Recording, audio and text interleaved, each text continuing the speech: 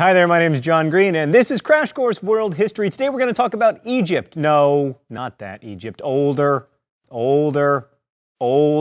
less fictional. Yes, that one. Ancient Egypt is probably the most influential of the River Valley civilizations. Like, you may not recognize any Assyrian kings or Assyrian language, but you probably do know King Tut, and you may recognize that the Eye of Horus is right now staring at me and judging me. I can feel your judgment.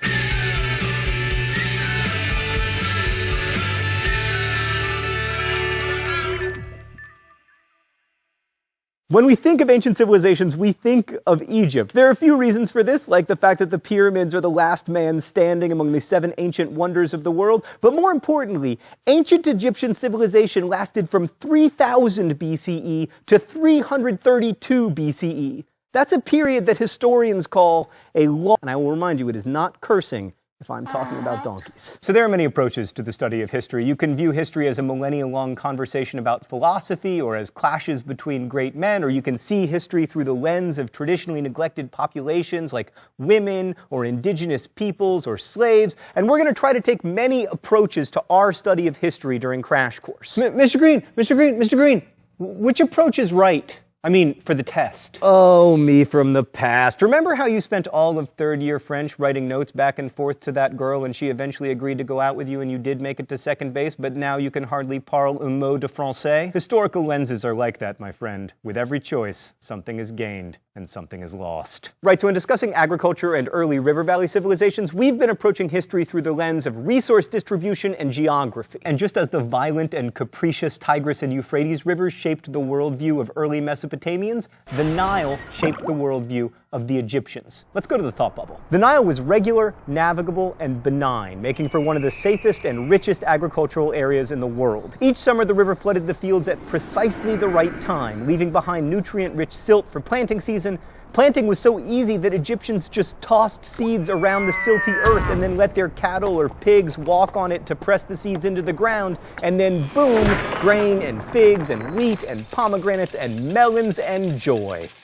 Unlike most river valley civilizations, Egyptian communities existed only along the Nile, which was navigable enough to get valuable resources downstream, from timber to gold, which the Egyptians considered the divine metal, thereby introducing an idea that would eventually culminate in Mr. T. The Nile is also easily tamed. While other river valley civilizations needed complicated and labor-intensive hydraulic engineering projects to irrigate crops, the Nile was so chill that Egyptians could use a simple form of water management called basin irrigation, in which farmers used floodwaters to fill earthen basins and canals for irrigation. In short, the awesomeness of the Nile meant Egyptians could create big food surpluses with relatively little work, allowing time and energy for some pretty impressive projects. Also, the Nile may help explain ancient Egypt's general optimism. While ancient Sumerian religion, for instance, saw the afterlife as this gloomy, dark place, Egyptians were often buried with things that were useful and pleasurable to them in life, because the afterlife was seen as a continuation of this life, which, at least if you lived along the Nile, wasn't half bad. Thanks, Thought Bubble. And now, my dear pupils, I shall terrorize you with the oppression of dates. No, dates. Yes, thank you. Historians have divided Egyptian history into 3 broad categories, each with their own numbered dynasties. But only hardcore Egyptologists know the dynasties, and we're not trying to become hardcore Egyptologists. The Old Kingdom lasted from 2649 to 2152, the Middle Kingdom from 2040 to 1640, and the New Kingdom, so-called because it is only 3,000 years old, lasted from 1550 to 1070 BCE. In between, you have a couple so-called intermediate periods. Okay, Old Kingdom. This was really the glory age of ancient Egypt, when you got all the stuff that would later make Indiana Jones possible, like the pyramids at Giza and the Sun King Ra and the idea of divine kingship. The king, or pharaoh, was either a god or very close to a god, which seems like a good gig, except that it meant he wasn't expected to act like a person, he was expected to act like a god, which in ancient Egypt means acting like the Nile. Calm, cool, benevolent. There's no fun in that. And then, of course, there are the pyramids, which, aside from remaining impressive to behold, represent a remarkable degree of political and social control over the population, because it is not easy to convince people to devote their lives to building a sarcophagus for someone else. The most famous pyramids were built between 2575 and 2465 BCE. The one with the Sphinx was built for Khephren. The largest, the Great Pyramid, was built for the pharaoh Khufu. The pyramids were built partly by peasants who were required by Egyptian law to work for the government a certain number of months per year, and partly by slaves, but not by Moses and the Jews, who showed up on the scene long before the pyramids were ever even a twinkle in Khufu's eye. This leads to an overwhelming question. Why? Why, in the sweet name of Ra, would anyone ever build such a thing? Well, let's start with Ra. So Ra started out as a regional god reigning over Heliopolis, but he eventually became really central to the entire pantheon of gods in ancient Egypt. He was the god of the sun, but also the god of creation. And the thinking was that if humans did their jobs, then the pantheon of gods would maintain cosmic order. And since the pharaohs became gods upon their death, it made sense to please them, even unto pyramids. Egyptian popular religion also embraced the belief in amulets and magic and divination, and the belief that certain animals, especially cats, had divine power. And yes, I did bring that up just so I could lolcat. Old Kingdom Egypt was also remarkably literate. They had two forms of writing, hieroglyphics for sacred writing, and then demotic script for recording contracts and agreements and other boring stuff. The last thing I want to say about Old Kingdom Egypt, it was ridiculously rich. But then, around 2250 BCE, there were a series of droughts and pharaohs started fighting over who should have power, and we had an intermediate period, which was followed by the Middle Earth. What? The Middle Kingdom? Oh, really?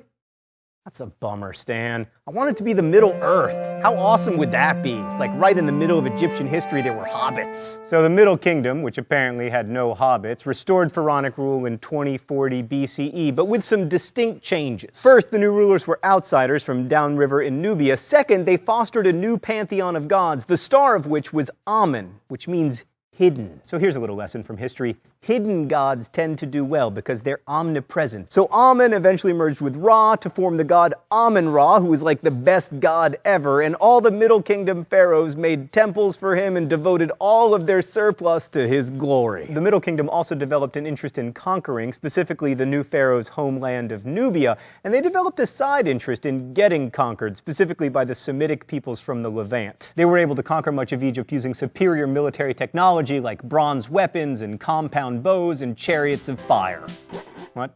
They're just regular chariots? Stan, why are you always killing my dreams? One group, the Hyksos, were able to conquer all of Egypt, but rather than destroying Egyptian culture, they just relaxed like the Nile and assimilated into the Egyptians. And the Egyptians adopted their military technology, and then the Egyptians destroyed the Hyksos and expelled them from Egypt. And then by 1550 BCE, there was again an Egyptian pharaoh, Ahmosis, whose name only sounds like an STD. Anyway, after all this conquering and being conquered, Egypt eventually emerged from its geographically imposed isolationism and... Can we cue the New Kingdom graphic, please? There it is. New Kingdom Egypt continued this military expansion, but it looked more like an empire, particularly when they headed south and took over land in an attempt to find gold and slaves. Probably the most expansive of the New Kingdom pharaohs was Hatshepsut, a woman who ruled Egypt for about 22 years and who expanded Egypt not through military might, but through trade. But most New Kingdom pharaohs, being dudes, focused on military expansion, which brought Egypt into conflicts with the Assyrians, who you'll remember from last week, and then the Persians, and then Alexander the Great, and finally the Romans. On the whole, Egypt probably would have been better off enjoying its geographical isolation and not trying to conquer new territory, but all of Egypt's friends had jumped off a bridge, so... One last thing about the New Kingdom. There was this crazy New Kingdom pharaoh named Akhenaten who tried to invent a new god for Egypt. Aten. Akhenaten was kind of the Kim Jong-il of ancient Egypt. Like, he had this feared police force and this big cult of personality, and also he was a nut job. Anyway, after his death, he was replaced by his wife, and then a daughter, and then a son, Tutankhaten, who turned his back on the weird god Aten and changed his name to Tutankhamun. And that is about all King Tut did before he died, probably around the age of 17. Honestly, the only reason King Tut is famous is that most pharaohs had their graves robbed by ancient people, and King Tut had his grave robbed by 20th century British people. Which brings us to the open letter. An open letter to King Tut. Oh, but first we gotta find out what Stan left for me in the secret compartment.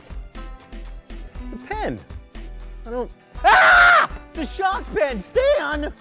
That's a terrible, terrible gift for the secret compartment. Dear King Tut, I know that as pharaohs' lives go, yours was pretty poor. First, you had to marry your sister, which hopefully you weren't that psyched about. Plus, you had a cleft palate and probably scoliosis. Plus, you died before reaching adulthood. But dude, you have had the best afterlife ever. Since your body was discovered in 1922, you've become probably the most famous ancient person. There have been lots of books about you. Scholars have devoted their lives to you. Dude, we're so obsessed with you that we use this fancy new technology to scan your body and establish that you probably died of an infected broken leg and/or malaria. Also, you've inspired such seminal works of art as the Discovery Kids series Teutonstein, which my son forces me to watch. Your relics have been to 6 continents. So it all works out in the end, man. Well, I mean, you're still dead, so that kind of sucks. Best wishes, John Green. King Tut leads us nicely to the really crucial thing about Egyptian culture. Because King Tut lived right around the same time as the pyramids, right? Wrong. Remember, the pyramids were built around 2500 BCE during the Old Kingdom. King Tut died in 1322 BCE. 1,200 years later. That's 5.5 Americas, but because Egypt was so similar for so long, it all tends to blend together when we imagine it. Ancient Egypt lasted 1,000 years longer than Christianity has been around and 800 years longer than that other super long-lived civilization, China. So there was an entire culture that lasted longer than Western civilization has existed, and it had run its course before the West was even born. Next week, we'll be looking at the Persians and the Greeks. I'll see you then. Crash Course is produced and directed by Stan Muller. The show is written by Raoul Meyer, my high school history teacher, and myself. Our script supervisor is Danica Johnson, and our graphics team is Thought Bubble. Last week's phrase of the week was male models. You can take your guess at this week's phrase of the week in comments and also suggest future phrases of the week. And if you have any questions about today's video, leave them in comments, and our team of semi-professional quasi-historians will endeavor to answer them as best we can. Thanks for watching, and as we say in my hometown, don't forget to be awesome.